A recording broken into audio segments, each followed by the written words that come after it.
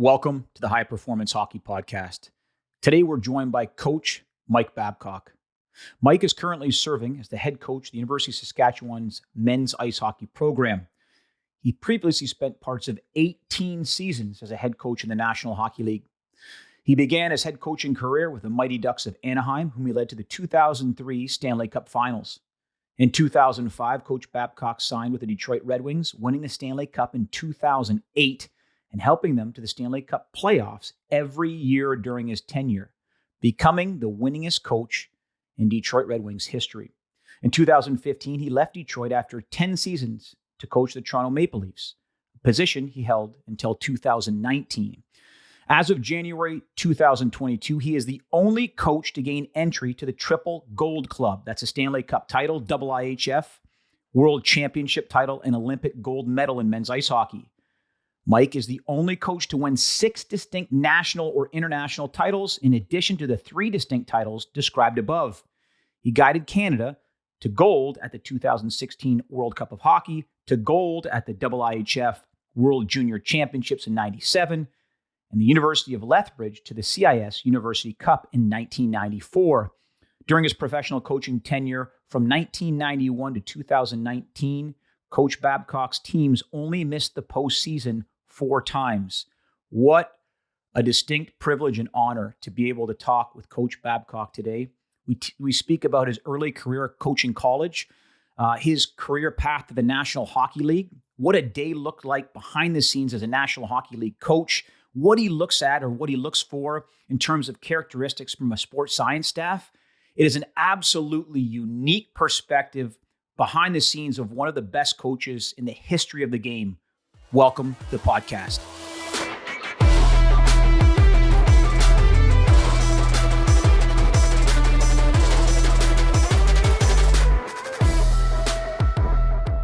Welcome to the podcast, Babs. Thanks so much for joining us. Oh, great to be here. Obviously excited for you, Doc. Yeah, I really a pleasure. Thank you first and foremost for just giving us the time. I know how busy you are with your coaching duties, and it's going to be an absolute pleasure having our listeners get a behind the scenes of your career in coaching, what you're doing now. And one of the things I wanted to ask you right off the bat, you've had a Hall of Fame career, literally 2003 Stanley Cup Finals, Anaheim Mighty Ducks, 2008 Stanley Cup champs, Detroit Red Wings, winningest coach in in Detroit Red Wings history, member of the Triple Gold, and the list goes on and on and on. Yet there's been times that you and I have talked in the past where you've had your most fondest memories at the start of your career at Red Deer College. Could you take us back to that time? What was so special about it? Well, I just think like lots of young people, even Doc, you and I were just talking, what are you doing next? What's your path going to be? Finding yourself. I know my son's here taking his MBA and figuring out, does he want to be in coaching? Without passion, the difference between good and great, in my opinion, is passion. Passion allows you to work harder and longer than the next guy so you can be great. If you don't have that, you don't have a chance. I had promised my mom by 1990, the beer commercial lifestyle that I was living was going to come to an end and I get a real job. I was playing overseas and never really thought about it. When my brother-in-law showed up at the lake with this job at Red Deer College in the paper, it was paper those days, I looked at it and I thought, I didn't think about the job at Red Deer College. I thought about a free way to the Calgary Stampede. If I get an interview, I'll get the Calgary Stampede trip paid for. When I put on my suit across the street at the elementary school and went to that interview, I never thought for a second I'd get that job. Partway through that interview, and I can still remember the athletic director, Al Furchek, was a Saskatchewan guy. I started thinking, oh my God, they might give me this job. And I'd signed a 3-year contract to go back and live in the good life overseas. Suddenly you had a job and responsibility. It's not like I had this great plan. This just kind of happened and I got started and I had a lot of fun there. 3 years, I believe, you won a provincial collegiate championship, earning Coach of the Year honors in 1989. You were a young coach. So who were your mentors at that age, as getting into the coaching profession? Who were people that you really pulled from? Great question. So, when you arrive and you're a player, I knew where the D stood. I knew what my job was. If you think I knew about hockey, I didn't know about hockey. I knew about a team. I knew about having fun. But what had happened is I get the job at Red Deer College. Now you got to run a program. So I was real fortunate. There was a guy named Billy Moores at the University of Alberta. There was a guy named Perry Pern at Nate. So right away, you're playing Nate and you're playing U of A, and they're better than you. And you're just basically, I call it R&D, Robin do. You're taking everything they do, you're turning into what you're going to do. Perry Pern did a split check with a high F3 and the deep pinch to the walls. Red Deer College did it. Everything they did, I just took. Billy Moores was a guy who had time for me. He'd spend time and he'd talk to me. I'd ask him a million questions. I still do that. I ask everybody too many questions, but he'd share his stuff with you. And that kind of got you started. I was fortunate to have real good players, and we just started, and you built a career. In today's world, I would have never got that job. You would have had to have more of a platform and done more coaching. I'd been a player coach overseas, but I'd never really coached. You wouldn't get that job today. Wow. You touch on something. You talked about at that time, literally taking those systems from successful coaches. As the evolution takes place, right? There's a kind of a copy, there's a transform, adjust and modify, and then you create on your own from that experience. Is that accurate? 100%. But I mean, for example, every goal in the National Hockey League that was scored last night, we broke down already. We put the power play ones that we need, we did the penalty kill situations that we need. I put it in, says yesterday we did Florida's push the pace. Why? Because they're going faster than anyone else. I want my team to play faster, so Robin do. A lot of it's the stuff I love anyway, but you're reinforcing. The other thing is, I'm on the phone this morning with Jim Montgomery from St. Louis. He calls me.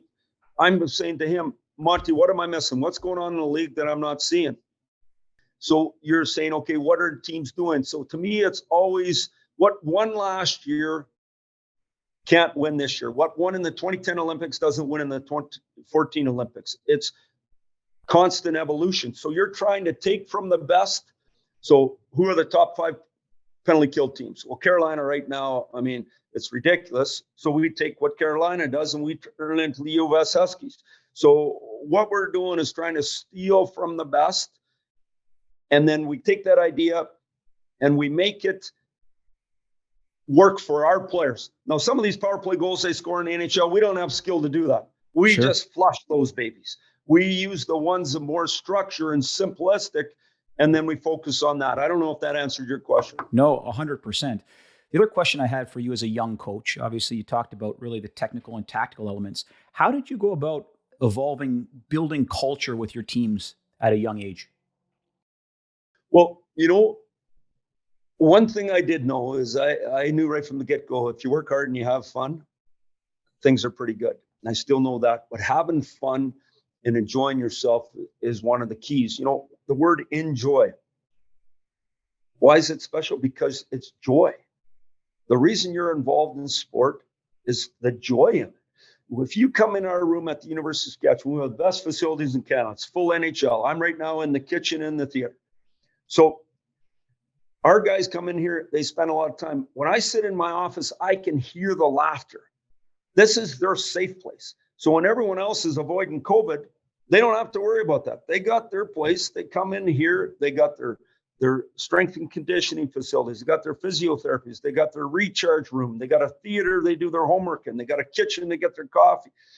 They have a place. I can't imagine if you didn't have a place. So to me, that's part of what brings them joy of their culture. And then to me, it's competitive. Wow. That's what I love about sport. The guys are attracted to the competitiveness. They want everything to be a contest, everything to have a score. Doesn't matter what they do. They want to know who won. Yes. And on a team, because there's love, there's more banter. When you don't know people, you're careful with each other. When you know people good, they're not careful with each other. The amount of laughter and fun that goes on in here, it's spectacular. That's outstanding. Walk us through now. So you're a young coach, you climb up the ranks and you're just getting to the National Hockey League. What were some lessons that you took from your previous experience, that you drew from as a young National League hockey coach? Well, I think the first thing is it took me 14 years to get there. So let's not kid ourselves. So wow. 3 years at Red Deer College, 2 years in Moose Jaw, just had a baby, got fired in the summer. So you got no job. You get to go home and tell your wife you got no job. 1 year at the University of Lethbridge, 6 years in Spokane, 2 years in Cincinnati. So to think that you just show up and they give you a job in the National Hockey League, that doesn't happen. Now, the other thing is I would have never got the job in Anaheim without Brian Murray. Brian Murray, I got to know over the years. He'd come to Cincinnati. He had been fired in Florida. He'd come to Cincinnati. He'd sit in my office after, and we'd chat. When I was the farm team coach, when I'd go in and he was the head coach, he'd get me to run stuff at camp. We'd go for dinner. I'd get to know him. That's how I got the job. And then when I got the job, what I knew is I didn't know anything about the National Hockey League. So I hired Lauren Henning, who was a 4-time Stanley Cup winner, and Paul McLean, who was a 9-time 30-goal scorer. I didn't even know where the dressing rooms were when you got off the bus. I didn't know what you were supposed to do. Wow. So how are you going to do that unless you do that? But what I did know is I knew how I wanted the team to play. And so I brought that with me. And then Robin Do, I stole the stuff from the other guys. I remember sneaking into Jacques Lemaire's practices when we go into Minnesota the day before and hiding behind a post because Jacques would stop practice. So my first year in the NHL, we go in there, and I don't know in exhibition why we went early, but we're watching their pregame skate. Their pregame skate is going 900 miles an hour, and mine is slow as molasses. I changed that in 2 seconds. Wow. So I still do the Jacques Lemaire forecheck drill. Jacques tells me when I coach them at the Olympics, Babs, that's not my drill. I said, Jacques, I stole it from you. It's your drill. I call it Jacques Lemaire forecheck. So I guess I don't know whose idea is what. I don't know what I got from Todd McClellan, Paul McLean, Lauren Henning, I don't know, Brad McCrimmon, all the guys I worked with over the years. Everybody brought something, and you didn't go with Mike Babcock's idea. You went with the best idea. Wow. So whoever had the best idea, we went with. You want your coaches to bring you new ideas every day, and you want to evolve, and that's what you do. Wow, that's outstanding. Take me behind the scenes, if you would, Coach. A lot of fans, this podcast is for high performance professionals, but it could be for fans as well. A lot of the times we see you behind the bench, you've got your suit and tie on and you're running the team. Take us behind the scenes. Like, your day starts on a game day. Like, you're up at like 5 a.m. You guys have broken. Could you go behind the scenes and let the listeners know just the details, dotting the I's and crossing the T's, and all the time that you spend just to prepare for a game? Well, I think the big thing is you have an unbelievable staff, and everybody's responsible for a certain area. And the better everybody does their job, the more they get, because you don't have to worry about them. It just happens. So, but my day always started in the National Hockey League at 5:45 because I wanted to get there and work out. So I got in there, didn't shower at home. I get up and sneak out. My wife was in town, so she couldn't hear me. Go right there, get a workout in. Then get to my own office. So if we played the night before, I break down the game before I meet with the coaches. They break down the power play, the penalty kill, the face-offs, everybody in their own area. And then we come in, and I'd always present what I have to the coaches. They'd present what they have to me. Then we design practice. Players walk in the door. Now it's time to service the client. It's time to be around the players. So you can grab a breakfast, you can talk to the guys, you can interact with what's going on. You're talking to your strength people, you're talking to your therapy people, they're telling you who's available. You go out and you run practice. You come off the ice from practice. I'd always do a quick run before I did the media. Do the media, and then you sit with your coaches, and we always tape practice. So anything from practice that we had that we thought was a good idea, the video coach would have it set up for us. We'd look at that, and then guys would go home. We wanted our guys to be home early because if they had young kids, when they got out of school, that was always a big joy for me. When my kids got out of school, I'd get to their sports on an off day. You got to remember, the games start at 7 o'clock. In the West, they start at 4 o'clock. Sometimes that's better for you. You're done earlier. But you want to be around your family because that's what gives you joy. That's what energizes you. So that's a normal day in the NHL, I guess. Golly. If I'm going to piggyback on this question, and how did you as a coach have a work-life balance? Was it completely skewed during the season? How did you create it, or was it completely non-existent when you had an 82-game schedule? Well, it's interesting. I just listened to a podcast. Dr. Mulder graduated from University of Saskatchewan in medicine in 1960. Did a podcast. He's been the Montreal Canadiens doctor for years at the Montreal General as a surgeon there. He said two things. He's talked to medical students in his podcast that I thought were outstanding. He said, the first thing I did, he said, I followed my heart and not my head. I followed my heart and not my head. So he followed his passion. And he said, the second great thing he did in his life is he found joy in his hobby. The Montreal Canadiens were his hobby. That's where he got his joy. So what I've done is I live to water ski in the course. I can't help it. I live to water ski in the course. I love when the rope gets shorter. Am I any good? No, but I love it. That's awesome. So that's one thing I do. I'm big into hunting. So when I get out hunting and I'm a bow hunter and I'm chasing things around, I don't think about hockey. And the other thing is my first sport was downhill skiing. My dad was a ski instructor. He was a mining engineer, but he was a ski instructor, got us going early. So what I've been able to do is compartmentalize my life. And what I mean by that, don't get me wrong, I can work. Not as smart as a lot of guys, but I can friggin' work. So I get to work, I work. But when I go home, I'm home.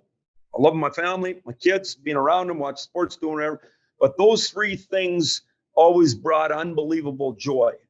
And to me, they gave me perspective.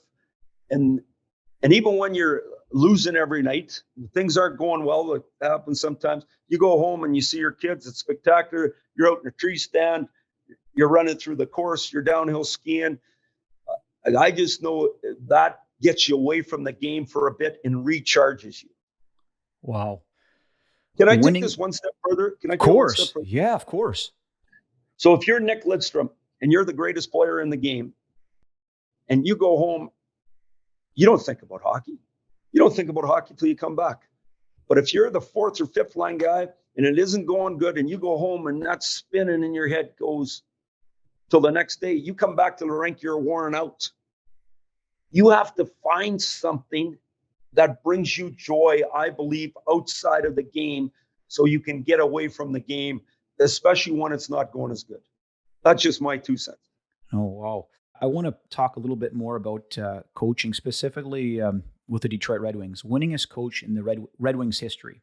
Every single year during your tenure, correct me if I'm wrong, Coach, made the Stanley Cup playoffs every year, correct?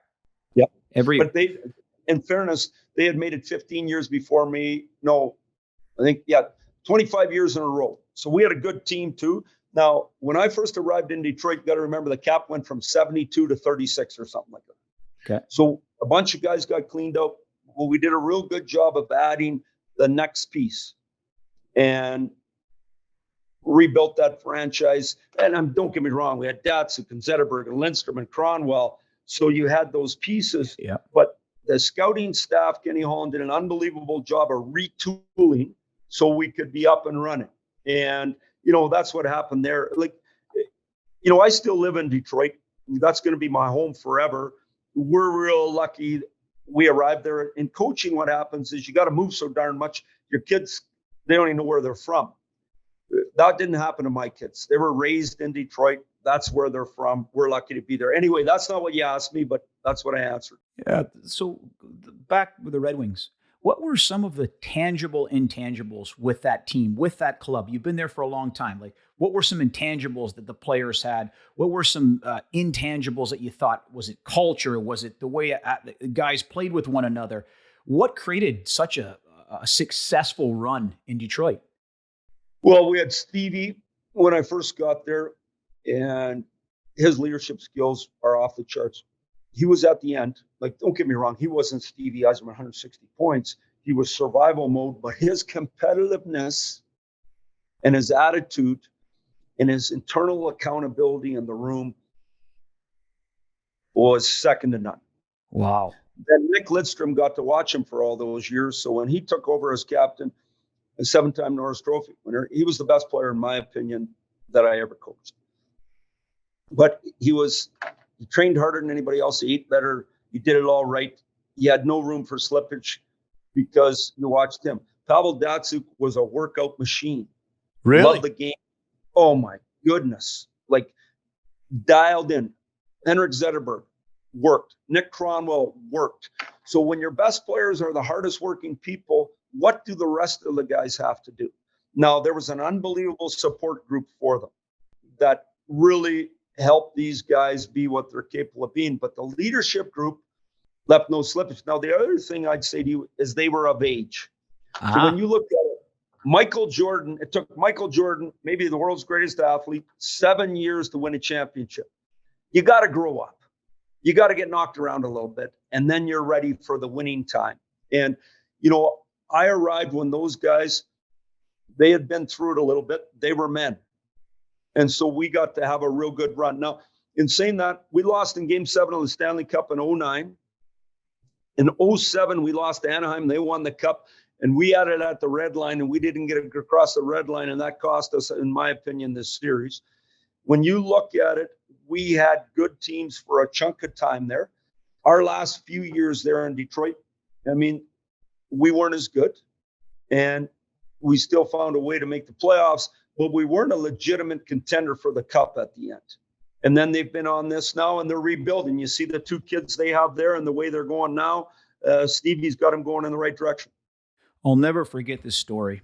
I'm going to paint the picture for the listener, but my brother Mish had the opportunity to serve on your staff, the 2016 World Cup of Hockey staff, and they hosted Hockey Canada barbecue in our parents' backyard. To this, personally, the fondest hockey memory I've ever had. I know my dad, it was just a special time for us all. Had the opportunity, like it was a who's who of hockey. We had yourself, Barry Trotz, Joel Quenneville, Ken Holland, Rob Blake, Scott Salmond. I'm missing people, but it was just an unbelievable time. And Coach, I need to share this with you because it's stained. It's like tattooed in my brain. I talked with you that night, and we were sitting around, and I asked you, I said, who was the best player that you ever coached? And without a doubt, the name came, and I won't mention it, but I just, maybe that's changed, but it popped right out. And I immediately followed up because I'm passionately curious. I said, why? And this is what stained. And I tell our young kids this as well, and older kids. You said he embraced the monotony of being a pro. Could you expand on that a bit for me? Like, could you, I to this day, like, it's such a powerful statement. I would love you to dig a little bit deeper. I use it all the time. I used it this morning when I was talking to our radio guy here today. Nick Lidstrom, in my opinion, is the best player I ever coached. But what was great about Nick, he loved to work out. He loved to come to the rink, and Homer and him would be all over each other. It was just classic Holmstrom. Holmstrom would drive him. He'd come in there. He'd put the ice pack on his back, right, or the warm pack on his back, right. The way he taped this stick, meticulous. The way he the skates, how he prepared for everything he did. It wasn't by accident that he was better than anyone else. Now, don't get me wrong. He was touched by a wand by God. Yeah, okay, sure. And he was that good. But he maximized what the good Lord gave him because he did it right. Now, what a lot of us do is the detail and day-to-day wear us out. We get bored with it. And then we get in our own way. Nick Lidstrom didn't do that. He relished it. He loved it. And then he'd go home and be a dad, and to see him with his family, he was just a role model for all of us. I always say, people say, you coached Nick Lidstrom. I said, I don't know about that. I think he coached me. Wow, what a statement. His interaction with you, when he had something to tell you, he told you. And I always appreciated it. And the way he thought. I'll give this story. Often we put the best D-man on his offside if you got two guys because he can play his offside. What he said to me one time, he said, why would you put the best player on the wrong spot so they can't make any plays? Why wouldn't we put him? Like, I thought, like, I spent all these years doing this wrong, and a guy straightens me out in 2 seconds with just a simple statement. Nick was one of these people that just flat out embraced being a pro. And wow. I don't know, he was a joy to be around, but he taught you something every day. But his routine and continually do it right all the time and maximize, he never got bored with it. You didn't have to entertain him. You didn't have to restart. He just was there, dialed in and ready to go. Impressive. Speaking of Nick Lidstrom, you talked about this idea of him giving you feedback. I've heard this from a lot of my colleagues. Coaching is a lot like parenting. At a young age, a directive approach is warranted. Maybe at an older age, it's a cooperative approach is warranted. During your career in the National Hockey League, your older players, your vets, was it that cooperative approach? Were you listening? Did you make changes based on it, or hey, you know what, I love it. Having said that, I want to take into account it, but still, this is the decision I made. How did it work? Well, if you, depending on what player you'd ask, he'd say no or yes. So like Adam Oates, my first year in the National Hockey League, Oatesy coached me. He'd tell me, what are you doing here? Or what? Wow. Like, he was great with me, really good with me. And I remember one time in St. Louis, and I've tried never to say anything to the players, but I yapped at a player, and he grabbed me by the ankle and leaned back and said, be quiet. And so then afterwards, he said, Babs, who's going to look after that if you're mouthing off? We don't have anybody smart enough. Like little things like that, little lessons. I'll give you some players. Dominic Kasich, when I coached Dom, he was always the last guy in the room. The guys would be skating around waiting for Dom. But then when he left, Datsuk was the last guy. So Pavel and I would walk on the ice. I'd wait for Pavel. And if he had anything to say to me, he'd do it under the bleachers where no one could see. Wow. He didn't want anyone to know. But he'd straighten me out if I needed something to do. So he gave you feedback. So lots of those guys. So that's a two-way trust. What I mean by that is they've earned your trust. You've earned their trust. That doesn't happen right away. It doesn't happen to kids right away. You got to earn that. And the coach has to earn that. But interaction here, we have a leadership group here at the University of Saskatchewan. We got real good guys. They've been around. They played major junior. They've been traded. They have their family. Now they're back in Saskatoon. They have theories. They have thoughts. They want to share their thoughts. You want to get their thoughts. That doesn't mean you're going to do it. Sure. But I think it's important to listen. And then it's also important as a coach, and is that you have to act on their thoughts on a regular basis so that they know you listened. Otherwise, they think you didn't listen. Even when you did listen, you just thought something else was better. It's important to act. Wow. Well put, which brings me right into the next question. I want to ask, have players changed? And let me be very specific. We're dealing now with, take us back to your start in the National Hockey League. And now we got millennials, and then next generations, Generation Z or Generation Z. Yeah. How have you transformed your message, or have you, to this new breed of player? Well, for sure. I think what you're trying to do, that's a great thing about the National Hockey League. The offseason gives you a chance to look at everything and steal anything new and talk to people. And so, I spent a ton of time doing that and trying to figure that out. What I was fortunate enough, I had kids of my own, turning 29, 27, 25. So, they're the same age as a lot of the people you were coaching. So you already knew through going through your own family a lot of what was going on. In saying that, though, each 10 years, I just think everything gets better and better and better. These athletes today are beyond elite. It's incredible what they can do. And there's things that are different. I mean, I never had a cell phone until I was in the American Hockey League. So I'm a 63 birth date. I was in the American Hockey League in 2000. Well, these kids have been on their phone their whole life, social media interaction. There's so many things that are different. But I think it's important to be as current as you can. And yet some things are just right. And some things aren't. And maximizing your ability, being all in all the time, being a good teammate, interacting and doing things the team way. That still hasn't changed. All you got to do is watch at the teams that are successful and how they're going about doing things. So to me, being all in for one another. That's why I think in the National League, it usually takes you a little bit of time to win the cup, is you got to learn through the experiences and evolving and learn what's important. And when you first get it to the National Hockey League, even if you're a star, you start by worrying about points and worrying about your ice time and worrying about a few years in, all you're worried about is winning. Yeah. That's all you're worried about because you've already established yourself. You're worrying about sharing yourself with your teammates because you got yourself looked after. You can help them be better. And that's what the best players do. And some guys get there quicker. Other guys, it takes a little bit longer. But in the end, we grow and we learn by watching the 23 guys we're playing with. We learn from the coaches. We learn from watching TV and the other people, and you get better and better. But the players today are so strong. They got guys like you. They arrive, they're fit, they're heavy. Their core is unbelievable. They've had a skill coach. They got a coach for everything. Sure. Their mental training. All these things are at another level. The National Hockey League, though, any way you look at it, can still eat you up. It really can. And it can take your confidence away. And so you need the people around you to help you. But I mean, I just think this. I think young people are spectacular. In the National Hockey, you get the best of the best trying to be the best in the world.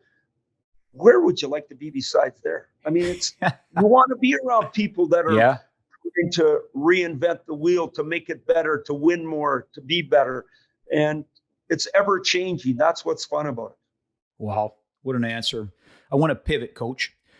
Yeah. I want to talk a little bit about your experience with sports science in the National Hockey League.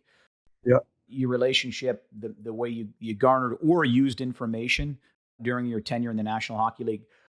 If you could explain to the listener, what would you think 2 to 3 qualities would be for a good sports scientist or a good strength coach from your experience? Well, sports science and strength coach, when I think of sports science, I think of the whole package. So I think of nutrition, which is critical. I think of sleep. I think of off-ice training. I think of on-ice training, workload monitoring. I think of a whole group working together. So to me, the general manager, the head of sports science, the coaching staff, all got to be on the same page. Now, when I first got in the National Hockey League, you had a strength coach. You didn't have somebody overlooking the food. Has come to a whole new level.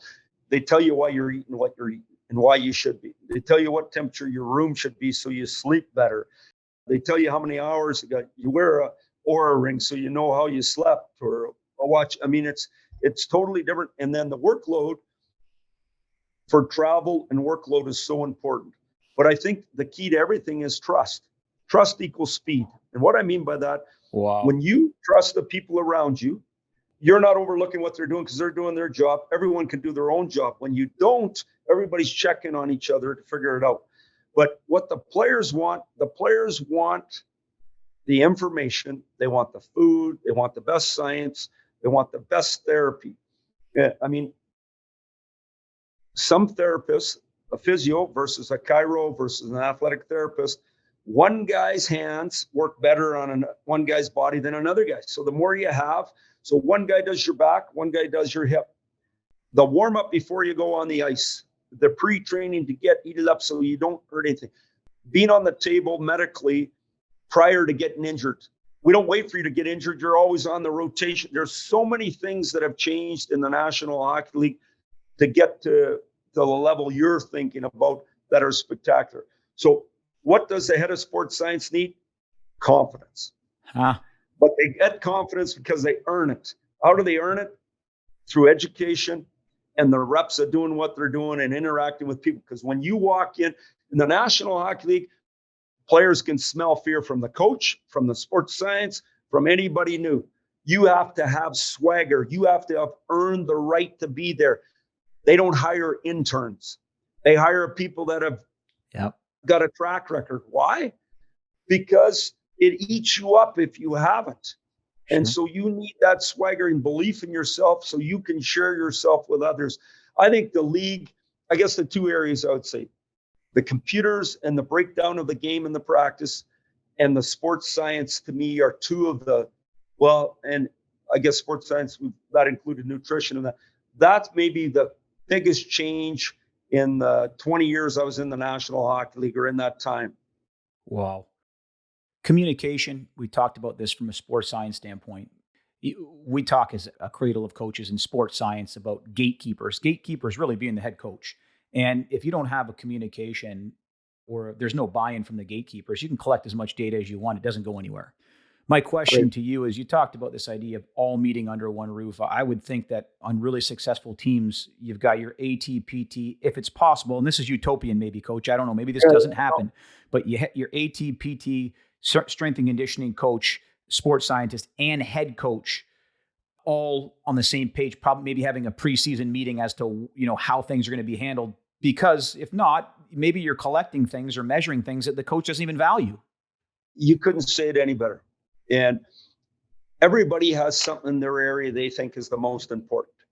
But I think having everybody, the general manager, the coach, head of sports science, the equipment guys, everybody's got to be on the same page. And everyone's got to do their part so that things run smooth. And it's got to be trustworthy. So how do you get that set up? How do you hire those people over time? How do you make sure that happens? The people that do the best job of that end up having success. That's just the reality of the situation. There can be no slippage. And the injury part, so the strength training, the nutrition, the athletic therapy part, the physio part, the chiro part, whatever part you want to call it, so that everybody's healthy and feeling good and energized is so very important. And then you got to remember, a lot of the players have their own guy. So your communication with that guy, so you're all working the same together, because in the end, that's what you want. You want it to be as smooth as possible. And so keeping things in-house, in every house. So I just think about, I got 3 kids and a wife. No man gets more tightenings from their wife than I do. I love it because I need to get straightened out on a regular basis. But I like that from the people I work with too. When they got something to say, tell you. When you're out of line, tell you.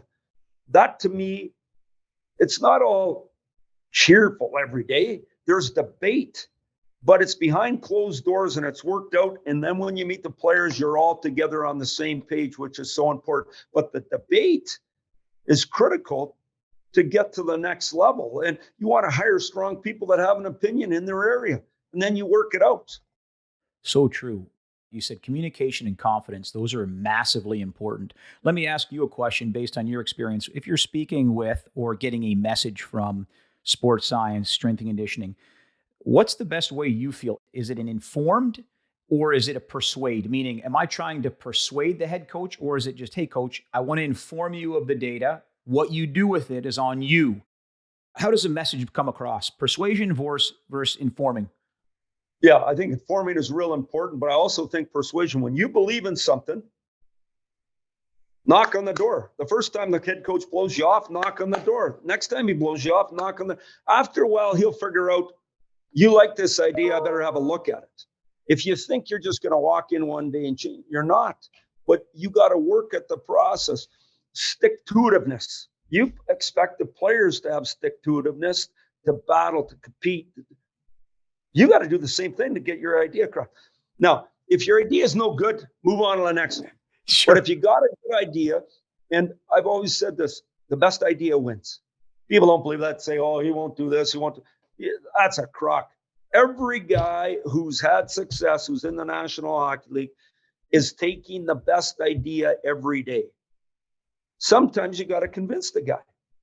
That would be the same with me with a general manager. It would be the same with me. Like, I mean, I don't know if you're married or not. If you're married, not always the best idea wins. Sometimes just the wife wins. That's just the way it goes. But she works you, you're working her. One of your kids wants something, they go to the wife and they say, can I have this? She says no, then they work the dad and then they work you together. It's the same principle. How do you get what you want done? If you got a better idea, push it. Wow. I love it. What do you not find value in? I put this in brackets, the Reader's Digest. I don't know if you remember that. We had a Zoom conversation a couple years ago on Zoom, physical preparation with performance coaches. And you had mentioned this idea of a Reader's Digest. Do you remember that? Yep. Well, I guess the way I look at it is, you send me an email that's 6 pages long. I'm going to do my best. But if you got an idea and you can't give me a pearl it's like going to class. You're a university student. You're at the University of Saskatchewan. You go to class. Well, you don't even get to go to class anymore, but whatever. You go to class and the professor gives you a pearl for the rest of your life in the first 4 minutes. He's got you. Yeah. If he gives you nothing, you can read the textbook on your own. My point being is, when you send me a text, make sure it's not long. Give me what you got. Give me your idea. The same thing, you send me an email. Like, the world, we hide behind emails. We just keep talking and talking, nothing ever said. If you got something to say it. Email it, text it, but make sure it's quick, I can understand it, and it's presentable. That's what I would say. When you know what you're talking about, it doesn't take long to say what you're saying. And possibly too, I mean, measure what matters. If you've got 18 different measurements of, what's important? Give me a pictorial or a graph, maybe 2 or 3 anchor points that you feel are critical, where it's not, ad nauseum metrics. And what do they mean? How are they going to be used? What's interesting to me is you watch players all the time and you say to yourself, they don't do this. They don't do that. Well, how do we get them stronger so they can do that? How do we get them in better shape so they can last through their shift? How do we get them more explosive? I mean, that to me is what the job is. How do we maximize each individual and keep them healthy at the same time? So what metrics do your people have to measure those things? So to me, that's working together with your staff and figuring that out. But what's important to you? They got to arrive in shape. They got to be up, ready to go. They got to be in skating shape because you don't want anyone to get hurt. In the National Hockey League, they've shortened training camp. If you're not there early and prepared, you're not getting off to a good start. The guys who get injured and then try to come back, it's always a ways back. Other guys, the league is flying. You have to be really good and really confident to step in. Young kids, we always rush the young kid. We're in a big hurry for the young kid to play. And then 2 years later, he's on 2 different teams. When you get to the National Hockey League before you're ready, you're usually gone before you're ready. Wow. This to me is with strength people. This is with science. This is with coaches. This is with players. If you can arrive over ready, you're going to stay. If you arrive under ready, you're going to be gone. You're like an echo. They're calling your name. It's gone so fast. So when you just look at players in the National Hockey League that were drafted and put on teams at 18, and then 3 years later, they're in the American Hockey League, that's a disservice. Overripe, what Ken Holland used to say. Make sure you're more than prepared. When you arrive, you'll stay a long time. Wow. Overripe. I'm going to steal that, Coach. I asked you this question a couple summers ago as well. When is it time to experiment? You talked about in the National Hockey League, if they smell blood in the water, the Sharks will come. Is it time for your quote unquote skating test or your new metric of measurement? Is the time to do that in the American Hockey League? How do you navigate that? I think that's why you have development camps. That's why you have spring. That's why you have all these things. You can try all your stuff before you try it on your guys. Are you going to try some new things during the year? Yes. But the skating test is not to catch them doing it wrong. It's to show them how fit they are. All your fitness tests are to show guys how strong they are. That to me is an important thing because the guy feels good about himself. When you go to write an exam, if you've done the work, when you go to the exam, it's not scary. You feel great. Sure. If you haven't done the work, it's scary. It's the same with going to a camp, a pro camp. If you've done all the work, you go there, you feel confident. If you haven't done the work, you don't feel confident. To me, that's what it's all about. It's about confidence. I think the National Hockey League, and probably all pro sport that way, confidence is fleeting. It's amazing. Your goal scorer, you haven't scored in a while. You're switching your stick, your tape, you're changing this, you're changing that. The bottom line is confidence is so important. You earn it. Your mom and dad can't give you confidence. They can give you a foundation that allows you to earn your own confidence. Everybody's got to earn it. And the best of the best, why the National Hockey League is fun, why the Olympics is most fun, there's a 50-50 chance to win in the end. The best of the best don't want an 80-20 chance. That's boring. They want 50-50. They want to measure themselves against the best. That's where the fun is. The fun's not in a game you're going to win. Yep. The fun's in the game that if they play their best and we play our best, we got a chance to win. That to me is what competitiveness is all about. That's outstanding. Any favorites of yours, if you feel comfortable sharing? I know you talked about an on-ice test. I think testing, obviously, start from the scoreboard and work backwards. If there is testing, I think obviously in a perfect world, on-ice testing would be fantastic. What would show you if a player is quote unquote in shape? Is there a certain test that you like on the ice for training camp? Well, for sure, there's different tests I like. I like skate tests, and I've changed my mind over the years on this and done a whole bunch of different things. I Okay. mean, with some managers, we had a treadmill test. The transfer onto the ice is not great, but you still had to be in shape to do it. Sure. They prepared for it. So what I like is I like tests that no one can get hurt in. I Okay. like that. Yep. And I like tests that reveal something to the athlete, not just to me, to the athlete, but I want to catch them doing it right. So, for example, we did a skate test here at the University of Saskatchewan. We didn't do it for almost a month because I didn't want anyone to get hurt. We said, this is what it's going to be. And it's just a simple test. It's just a goal line blue, goal line red, goal line blue, goal line far line. I think we gave them 47 seconds or 45 seconds to finish, and then a 3-minute recovery and do it again. But we didn't do it to try to catch them or get them hurt. We did it way in because of preparation. Now, if you're doing something in the National Hockey League, you give the guys the test months in advance so you can catch them doing it right. Once again, you don't want anyone to get hurt.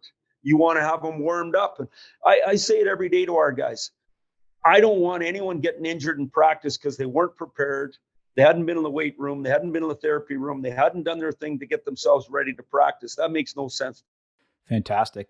One final pivot here, several more questions to follow up. But if you were looking back at your career now, starting back, you're a young coach, you're getting involved in the profession. What advice would you give an aspiring coach? Perhaps, they're starting either in, maybe coaching midget hockey, maybe they're trying to get to the major junior. What kind of advice would you give them in terms of that journey for you? Well, I just embrace lifelong learning. When I think about it, so when I went to Red Deer College, I talked about Billy Moores and Perry Pern. Perry Pern was the best coach in our league. Billy Moores wasn't in our league, but he was right there. I worked for Dave King in the summer, 2 months. And so Dave King was the national team coach. I'd go in there, I live with a friend, and I break down film every day for him, get guys presentations. And then you got involved in and I forget what it's called, the levels program. So you had to get all the levels. And then I'd go to every seminar there was, and I'd go to everything I could go to try to evolve. And you still tried to do this. When I got advanced in my career, I got involved in venture capitalism, coaching boards. Why? Because I wanted to meet the CEOs, the leaders of the companies. They had great language and great way to do things. It was kind of a cross-pollinate, learn new ideas, new thoughts. To me, that's what it's all about, is getting better. But the people that you surround, when I went to Spokane, there was a guy named Don Hay coaching in Kamloops. They had the best team. So we took what Don Hay did. Like, I tell people all this time, I don't know if I've ever had an original thought, but I can rob and do as good as anybody. I can steal yours and make my own and watch. And that's why we're watching every National Hockey League game. Each night we get the little review, we break it down, we take the good, we take the bad, we show both ways. Why? Our kids want to see it, but also because we're trying to learn and get better. To me, this is life. And I don't care if it's water skiing. So I'll tell you how sick I am. So I love water skiing so much. You break down every run. Then I go to my tiki bar. I put up the run on the big screen. And then you laugh with your buddies about how terrible you are, and where your hips were, and the 94 positions you were in instead of being in one. To me, it's all about getting better. I'm up there training for water ski season already. You know what I mean? It's just one of those things. That's what you're doing. So it's, what are you passionate about? You see golf guys, they're crazy. They're always buying new equipment. They're always at the range. They're always on the golf simulator. Why? They're trying to get better. It's the pursuit in life of trying to be better. I think that's where the joy is. The joy is in the pursuit. That's absolutely phenomenal. I like this idea too that you talked about, robbing and doing. I think Bruce Lee said, absorb, modify, and apply. Take it, modify it if you need to, and apply it to your unique population. Well, I think you got to make it your own, is what he's saying. Yep. And that's what you're saying is, when I see something, I'm saying, how are we going to make that happen? When I watched Florida come under their zone the other day, boom, we had 2 drills right away in practice for Florida. Then I watched Pittsburgh. Pittsburgh had just won 10 in a row. So we grabbed the clips from Pittsburgh and how they're playing in their own zone. And then Dallas beat them that night, and we watched how Dallas beat them. So you're showing that on offense and on defense. So the bottom line is, I think in everything you do, you're trying to learn new things. Yeah. And when you do that, you you have a chance to get better, but it's also fun. Yeah, big time. Take us maybe back into advice for younger players coming up. What advice would you give them? Well, I say this all the time, and probably to nausea, is you want to maximize what the good Lord gave you. You've been given a skill set, so now you got to put the work in. So I come in here, I don't come at 5:45, I come at 7 a.m. now. And I get up in the weight room, and there's different team up there all the time and different athletes. So I get to see them. I can tell you who's working and who's not working. I can tell you what they're doing just because I'm there. I'm just listening. I hear the strength coach. I got my routine I'm doing and trying to get this a great opportunity. I got the fitness center, got everything. I got the physios. I got people to work on. So it's a way to get better. But you're watching those. It's not by accident that some people keep getting better. They're getting stronger. They're getting quicker. They're looking at their deficiencies. They're working with their strength coach. They're eating right. They sleep when they need to. To me, the whole message is maximize what the good Lord gave you. That's where the fun is anyway. Put yourself in uncomfortable situations that you're not sure you're going to win in. You'll get better that way. I probably said this to nausea. The listeners will be tired of this, but to me, it's about joy. Yep. It's about being kind to yourself. Well, you do that by doing all the work, and then you can feel good about who you are, and your skills more likely to come out. If you haven't done the work, you're not going to get lucky with it. Absolutely. About advice to young hockey parents, and maybe this is youth hockey. Looking back again, rewind yourself back to those days being a youth hockey parent. What advice could you give to youth hockey parents? Well, go there. Keep two open, one closed. Enjoy the game. Enjoy the game and be the best support for your kid. If they really love it, give them every opportunity. If you really love it and they don't, find them something else. Yeah. Because no one's ever any good at something. Why do kids love something? Because they're good at it. Yep. An example, I walk out, I kick the ball off the garage door. It rolls down the driveway. It lays in the middle of the cul-de-sac. My little brother comes out. He kicks it off the garage door, comes back to his foot. He kicks it again. He kicks it again 300 times. He kicks it in a row. He's 4 years old. Next thing you know, he scores the winning goal in the World Cup. Why? He was good at it. He was passionate about it. We're passionate about things we're good at. If you're a hockey parent and your kid doesn't love it, find them something else. Find them something they love, not you love. If they do love it, give them the opportunity. That's the strength people. That's the skilled people. Give them the opportunity to pursue it. I love team sports. Why? Because there's an accountability. There's a competitiveness. There's a camaraderie. You have friends right there on your team. You have people to interact with. I don't know. I just love team sports. I think they make you better, but I think being passionate about it is the number one key to getting better at it. What are your thoughts, if you don't mind me asking? It's an off-script question, but I want to ask anyway. If it's what are your thoughts on the development right now, specifically youth hockey? We all LTAD, both in the USA Hockey and Canada, multiple sports, play multiple sports. Do you feel like at a young age, young kids should play multiple sports in the summer? Or is it, if it's not driven by parents and they want to be on the ice, what are your thoughts with where you stand on that? I've really changed this over the years. So I'll just tell you about my own experience. My kids, we always went to the lake. We went to Emma Lake. I had a full gym there. And so I want you to play hockey. I want you to play soccer. I want you to play baseball. I want you to play lacrosse. I want you to do them all. I remember one summer, I said to my son, we're going to the lake. We're doing this. And we're not driving in. You're not playing hockey. And he said, Dad, I'm so tired of starting on the third line. Everybody else is always playing all summer. I get back there. That was it for me. He was driving in Saskatoon playing. If he wanted that, yes, I'm supporting that. Yep. So in the end, where's the joy? I have two kids that were Division I athletes. I have one kid that was a ballerina and didn't play sport. And so my daughter, when she left Division I soccer and changed university, she said to me, Dad, I've never had to make a friend in my life. This is the first time I've had to make a friend because I've just parachuted in. You've been an athlete. You've been on a team. It's instant. I never thought about that before, to one of my kids said. I don't know what your question was. I just think when I look at my experience with it is sport has become so specialized. If you don't specialize a little bit, you're not going to be good enough in that sport.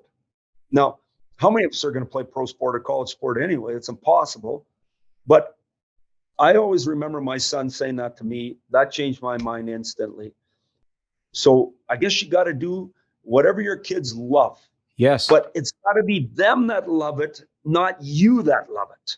Just because you were a good hockey player, maybe the kid should be playing tennis. I don't know the answer to that. Figure it out for them. But the people that are great at what they do, they're great at what they do because they were passionate about it, that they could work longer and harder than the next guy at it. Without love, that isn't happening. So true. Take us to the current moment, Coach. You're University of Saskatchewan. Yep. What are your job responsibilities? Obviously, I know head coach, but could you give us a rundown of what a schedule looks like for you, what a day looks like for you? Well, I think the big thing for me, I'm from here. So if I just take you through the weekend here, we had a bye. I was with my sisters and their husbands on Friday night and my wife. Then I went to Lloyd and saw my in-laws and my brother-in-law and my sister-in-law, one of my nephews. Then my sister-in-law and brother-in-law from another part came in to see us, stayed at our house last night. Like, it's like old home week. And I get the opportunity to work with my son. So for those of you out there that haven't had that opportunity, my son played 2 years in the U.S. Junior League, 4 years Division I college in Boston, and then played overseas. So basically for 8 years, you don't see the kid. He's working out all the time. He's gone all the time. Suddenly he's living in a suite downstairs in my house here. I don't know, 200 feet from school here. I work with him every day. He's taking his MBA. For me as a parent, this has been pure joy because I get to be around my kid.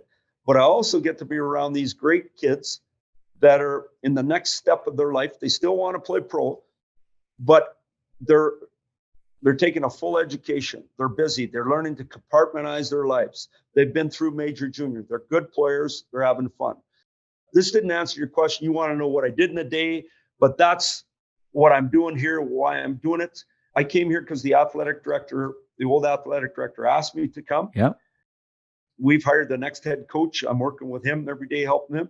Wow. And then I'm doing everything I can with the alumni to set up the right fundraising so the program can be good for a long time. So it keeps you busy. Sure. My wife said to me the other day, I thought you were a volunteer. And I said, I am volunteering. Well, why are you gone all the time? Well, because we're giving her all we got to be the best we can be and hopefully set up the coaching staff for a long run here.